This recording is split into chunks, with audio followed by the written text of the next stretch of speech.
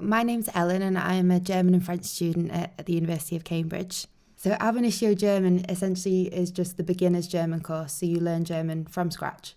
I chose to study at Cambridge because the university said that they would allow you to get up to the post-A-level level at the end of your first year, which starting from scratch I thought that would be incredible to do.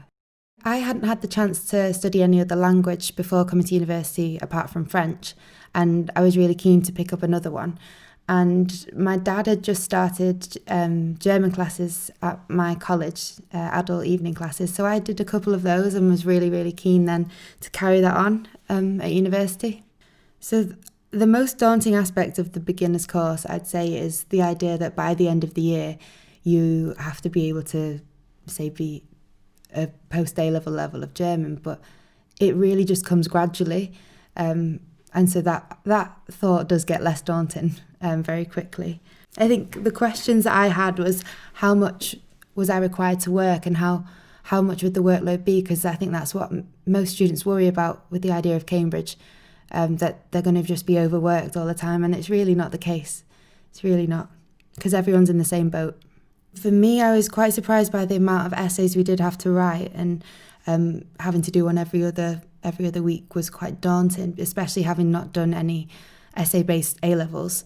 But there was a lot of help in college. I was able to organise a meeting with a woman who would teach you how to structure an essay and things like that, and the supervisions and supervisors helped a lot. So you just kind of get on with it, and it does come together in the end, yeah.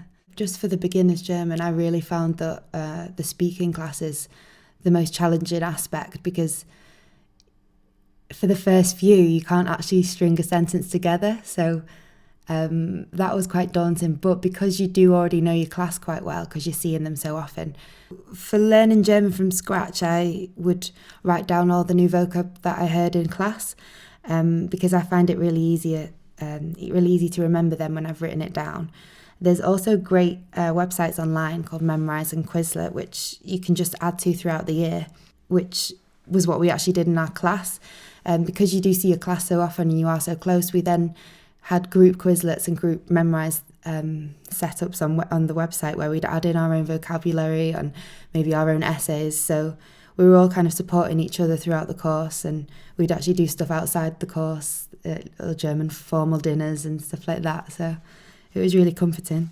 During the Christmas holidays of first year, so after 8 weeks of learning German, we were able to go on an exchange to a language course in Berlin and brush up what we'd already learned. That was amazing to actually go to Germany for the first time and actually hear German, which I had never done before. And then you also get the chance to do that in Easter term as well, which I didn't do, but I think that is also a good idea because your level of German is so much higher. And then I did another language course in the summer. So basically the experiences I had in first year did actually decide my year abroad choices. I think the most fun aspect of learning a new language at university is just seeing the progress you've made over the course of the year. So it's quite funny to look back on yourself when you first start and realise that you just can't string a sentence together. And then after 6 months, you're about to read your first Thomas Mann novella, so that's really impressive for yourself.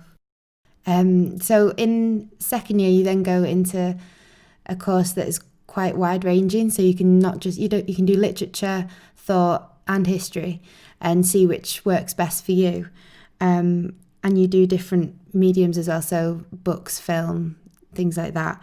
And then that can also help you decide what you want to do for your year abroad project, for your year abroad, and in your fourth year choices as well. A typical day in Cambridge, I'd say you'd be working for, say you've got the morning, afternoon and the evening. You could be working, so during the day, morning and afternoon, but you'd still have a lot of free time in the evening to wind down and things. So I like to do things with friends, go to the pub, go running, different things like that. And you also still have weekends, and the fact that you do have beginners German classes 4 times a week means that you are kind of pushed to do your homework for each class, and you get that done and out of the way. So the workload is a lot, but I don't think for me it wasn't any different to when I was revising for my A-levels.